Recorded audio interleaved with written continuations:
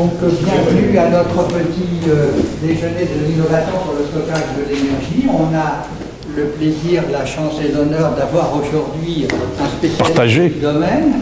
L'un des problèmes, c'est que cette énergie dont on a donc besoin n'est pas toujours disponible dans la forme et au moment où elle nous est nécessaire.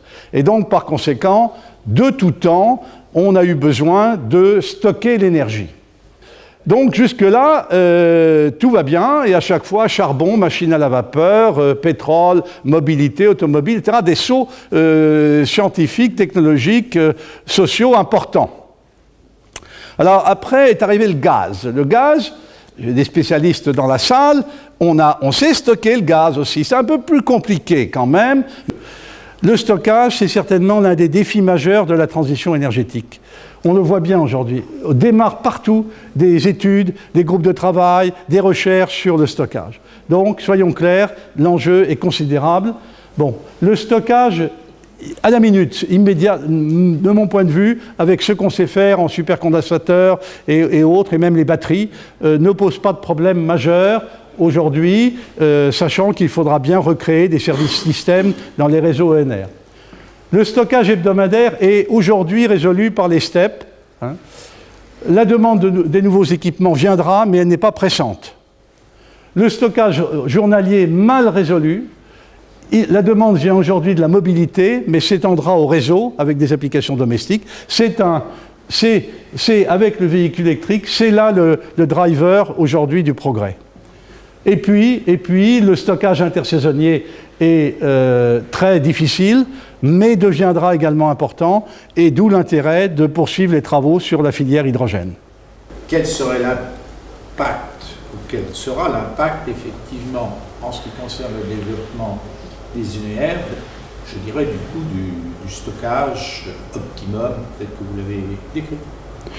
Le prix de revient va dépendre de l'utilisation que l'on fait du stockage. Le stockage, c'est surtout de l'investissement. Et donc, tout dépend du nombre de charges et de décharges que vous allez opérer dans une journée, dans une année. Quel est le prix de la production nucléaire par rapport aux autres Ah ça, on est dans la production. Notre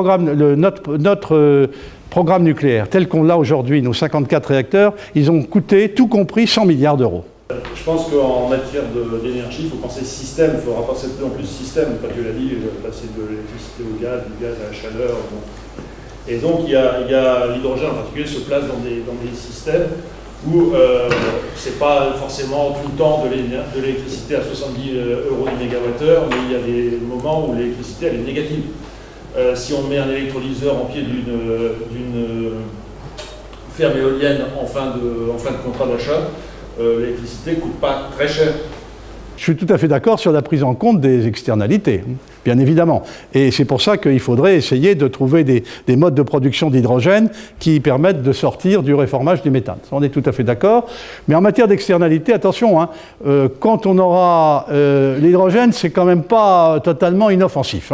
Je suis professeur des universités en physique de l'énergie et de la recherche avec le véhicule.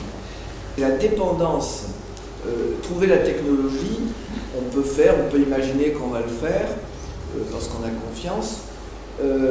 La dépendance en matière première, je pense en particulier à des tas de process qui nécessitent l'ajout je pense surtout aux énergies renouvelables, certaines dans tous les cas, l'ajout de métaux rares par exemple, ou de choses comme ça. Donc la dépendance à ce niveau-là, je ne crois pas qu'il y ait beaucoup de gens qui réfléchissent. Oui. Tant mieux, parce que ça me semble un enjeu essentiel. Est-ce que certaines de ces filières sont dépendantes de matériaux, de matières stratégiques? Oui, la réponse est oui. Et donc, il faut faire attention. Ce n'est pas forcément celle qu'on imagine. Par exemple, le lithium n'est pas considéré aujourd'hui comme un point critique. Il y en a beaucoup, au Chili, paraît-il, dans les salars, etc.